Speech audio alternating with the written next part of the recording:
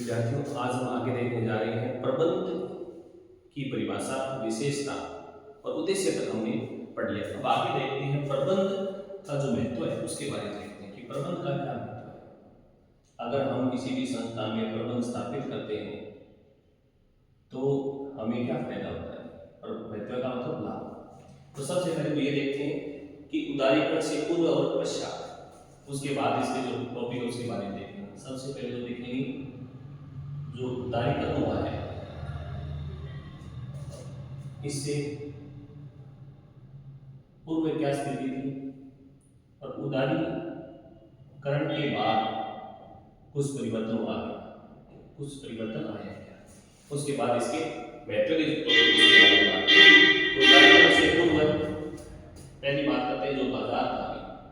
बाजार का स्वभाव पहले कौन सा था, कब उदारीकरण से पहले और उदारीकरण के बाद। तो पहले जो स्वभाव था वो था विक्रेता बाजार, यानी विक्रेता बाजार में जिस प्रकार की वस्तु का निर्माण करते उपभोक्ता को उसी वस्तु को खरीदना अनिवार्य था।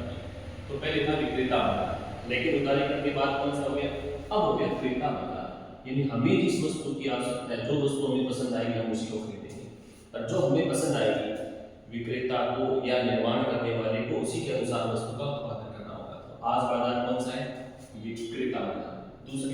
दूसरी जो है प्रतिस्पर्धा, यानी आज जो बाजार में हम कंपटीशन देख रहे हैं वो प्रतिस्पर्धा किस प्रकार की होगी। पहले तो था एकाधिकार, बनाने का सब क्या था, एकाधिकार था। अब कौन सी होगी, अब होगी पूर्ण प्रतिस्पर्धा। पहले तो बनाने वाला एक ही था, बेचने वाला भी एक, अब बनाने वाले अनेक होते, अब पूर्ण प्रतिस्पर्धा। पहले तो एकाधिकार, अब होगी पूर्ण प्रतिस्पर्धा। 3 नंबर बात करते हैं प्रतिस्पर्धा का जो स्रोत था। प्रतिस्पर्धा जो है वो पहले तो थी ज्यादातर आंतरिक, एक देश के अंदर, एक देश के अंतर्गत भी मान सकते हैं, लेकिन आज जो हो गई वो बाह्य भी होगी, साथ आंतरिक के साथ साथ बाह्य भी है, क्योंकि उदारीकरण के साथ हम अन्य देशों के साथ भी व्यापार करते रहेंगे। अगला जो स्रोत है वो है प्रतिस्पर्धा का जो आधार है।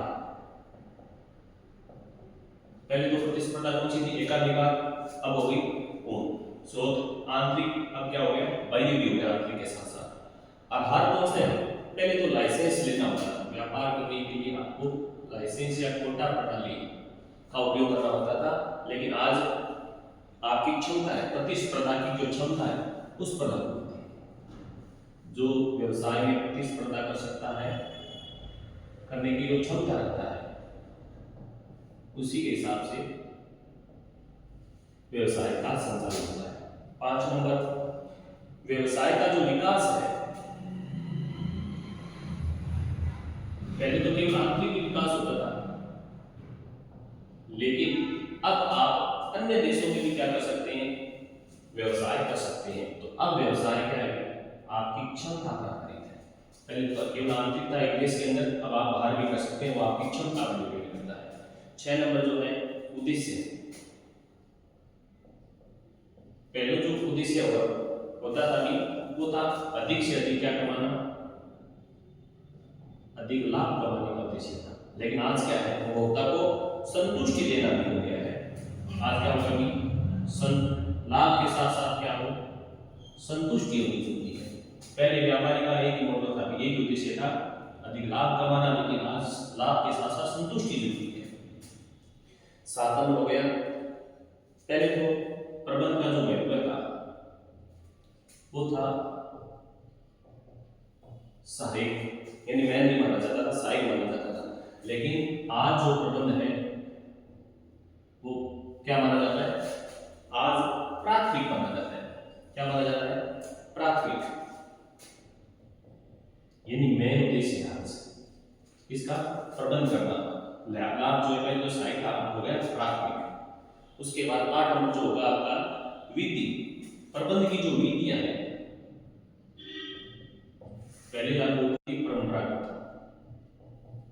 लेकिन अब कौन सी लागू होती है, आधुनिक लागू होती है, नई जो विधियां वो लागू होती है। पहले मानवीय संसाधन होता था, आपका जो मानवीय संसाधन उसको माना जाता था गौण, ज्यादा महत्व नहीं दिया जाता था, किसको मानव। लेकिन आज क्या है, प्राथमिक। तो प्रबंध उदारीकरण के बाद भी प्रबंध में कुछ परिवर्तन हुआ है क्या? उदारीकरण से पहले इस प्रकार की कंडीशन थी, आज इस प्रकार की कंडीशन हो चुकी है। जैसे पहले विक्रेता में था, आज देता है। पहले बाजार में एकाधिकार था, पूर्ण हो गया। पहले आंतरिक प्रतिस्पर्धा थी, अब बाह्य होगी। पहले लाइसेंस लेना होता था, अब बिना लाइसेंस के आप व्यापार कर सकते हैं, लेकिन आपकी प्रतिस्पर्धा की क्षमता होनी चाहिए। पहले विकास आंतरिक होता था, अब क्षमता पर है। पहले व्यापारी का एक उद्देश्य था, अधिक लाभ कमाना, लेकिन अब लाभ के साथ साथ उपभोक्ता को संतुष्टि भी देना होता है। पहले केवल सहायक उद्देश्य माना जाता था, किसको, प्रबंध को, करे या नहीं करे, लेकिन अब प्रबंध करना कंपल्सरी हो गया, ये मेन उद्देश्य हो गया इनका। पहले विधि लागू होती थी परंपरागत, अब लागू की आधुनिक। पहले जो मानवीय जो संसाधन को गौण माना जाता था, ज्यादा महत्व नहीं था, लेकिन अब मेन हो गया कि मानवीय संसाधन। अब जो आगे बात करते हैं प्रबंध के सिद्धांत महत्व जो है उनके बारे में देखते हैं। तो आगे है प्रबंध के जो महत्व है। सबसे पहले आज प्रबंध से का क्या फायदा हो गया कि आज प्रतिस्पर्धा का आपको सामना करना है। अगर आपको आज इस कंपटीशन में बने रहना है, अपने व्यापार को चलाना है, तो आपको प्रबंध करना कंपल्सरी हो गया। बिना प्रबंध आप नहीं चला सकते। संसाधनों का अगर विकास करना है, आपके जो संसाधन है, चाहे वो मानवीय है, मटेरियल है, मशीन है, भौतिक है, जो भी है, उनका विकास करना है तो प्रबंध करना जरूरी है। संसाधनों का सही अगर यूज करना है तो आपको व्यवस्थित उनको मैनेज करना होगा, व्यवस्थित उनको ढालना होगा कि कब किसके द्वारा क्या कार्य किया जाएगा। नव प्रवर्तन और जो नया आविष्कार होता है, बाजार में जो तकनीकी परिवर्तन होता है, उसको भी अगर लागू करना है तो प्रबंध जरूरी है। संगठन का अगर अस्तित्व है, संरक्षण करना है, वृद्धि करनी है, बचाना है, अगर संस्था के अस्तित्व को बचाना है कि संस्था भविष्य में बंद रह जाए या उसमें वृद्धि करनी है, व्यापार को बढ़ाना है, तो भी प्रबंध जरूरी है। और देश का आर्थिक विकास करना है। क्यों? क्योंकि व्यापार बढ़ेगा, रोजगार बढ़ेंगे, लोगों की आय बढ़ेगी, देश का आर्थिक विकास होगा, तो इसलिए भी प्रबंध आवश्यक है। विभिन्न समूहों में समन्वय करना है, यानी एक संस्था के जितने संचालित हो रहे हैं संसाधन, क्रय विभाग, विक्रय विभाग, कैश विभाग, उत्पादन विभाग, इन सब में समन्वय करना है, तो इसलिए प्रबंध जरूरी है। और समाज में स्थिरता दिलाने के लिए प्रबंध का होना आवश्यक हो गया। अब प्रबंध की जो प्रकृति है, प्रबंध को आज बहुविधा के रूप में माना जाता है। बहुविधा का मतलब आज एक विषय के रूप में माना जाने लगा है। जैसे कई प्रकार की विज्ञान की शाखाएं हैं, जैसे अर्थशास्त्र के रूप में, राजनीतिक शास्त्र के रूप में, जीव विज्ञान के रूप में, समाज शास्त्र के रूप में, मानव शास्त्र के रूप में माना जाता है। इसलिए बहुविधा, ये बहुविषय हो गया। प्रबंध कला और विज्ञान माना जाता है। प्रबंध क्या है? कला और विज्ञान तो है, लेकिन आपको ये ध्यान रखना है कि शुद्ध विज्ञान नहीं है।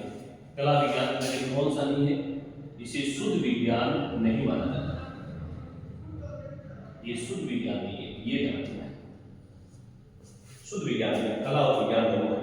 और आज कला किसी कार्य, व्यवस्थित कार्य को करने की कला, और विज्ञान किसी भी कार्य को क्रमबद्ध जो अध्ययन किया जाता है, किसी का भी जो क्रमबद्ध अध्ययन करते हैं वो विज्ञान है। तो इसलिए प्रबंध में कला और विज्ञान दोनों, लेकिन शुद्ध विज्ञान नहीं है। और आज पेशे के रूप में भी और सार्वभौमिक जितने भी संस्थाएं हैं, व्यापारिक, गैर व्यापारिक, उन सब में प्रबंध होना अनिवार्य हो गया। इसलिए क्या होगी? सार्वभौमिक क्रिया होगी, ये भी ध्यान रखना है। और उसके साथ साथ प्रबंध कला और विज्ञान में अगर हम देखें तो कला क्या करती है? किसी भी कार्य को सृजनात्मकता पैदा करती है, कार्य की करनी, कला में परिवर्तन होता है। विज्ञान होता है सिद्धांत, यानी लगाए गए नियम। और आज प्रबंध को एक पेशे के रूप में भी हम, पेशे जिस प्रकार एक वकील, डॉक्टर, उसी प्रकार से आज पेशे के रूप में इसका विकास हो रहा है। और सार्वभौमिक मतलब सभी जगह विद्यमान होती है। तो ये तो बात होगी प्रबंध के महत्व की। तो आज हमने बात की कि प्रबंध जो है उदारीकरण से पहले हमारे व्यापार व्यवसाय का क्या स्वरूप था, और उदारीकरण के बाद क्या स्वरूप हो गया। उसके बाद हमने बात की है प्रबंध के महत्व की कि अगर प्रतिस्पर्धा में बनाए रखना है तो आपको प्रबंध करना जरूरी होगा। संसाधन का विकास करना हो या उसका सही यूज करना हो, तो इसके लिए भी प्रबंध जरूरी है। अगर आज जो नया परिवर्तन हो रहा हो उस परिवर्तन को भी लागू करना हो, संगठन के अस्तित्व को क्या करना हो, संरक्षण बचाना हो, या उसमें वृद्धि करनी हो, या देश का आर्थिक विकास करना हो, देश की जीडीपी को बढ़ाना हो, या जितने समूह है में लोग काम करें उनमें क्या करना हो, समय मेलजोल करना हो, मिलकर रहने की भावना पैदा करनी हो, या कोई समाज में स्थिरता पैदा करनी हो, तो इसके लिए आपको प्रबंध करना आवश्यक हो गया। ये इसके फायदे हैं, इसके प्रबंध करने से। अब इसकी प्रकृति क्या है कि आज प्रबंध एक बहुविधा बहुविषय के रूप में विकसित हो गया। जैसे आज शास्त्र है, आज जीव विज्ञान है, ठीक, कई प्रकार के विषयों में इसका यूज होने लग गया है। और कला विज्ञान माना जाता है, और लेकिन शुद्ध विज्ञान नहीं है, ये ध्यान रखना, विज्ञान की तरह शुद्ध नहीं है। प्रबंध के क्षेत्र में भी आज आगे आ रहा है और सभी संस्थाओं में लागू होता है। तो ये बात है प्रबंध के महत्व की। इसी के साथ आज के लिए इतना ही।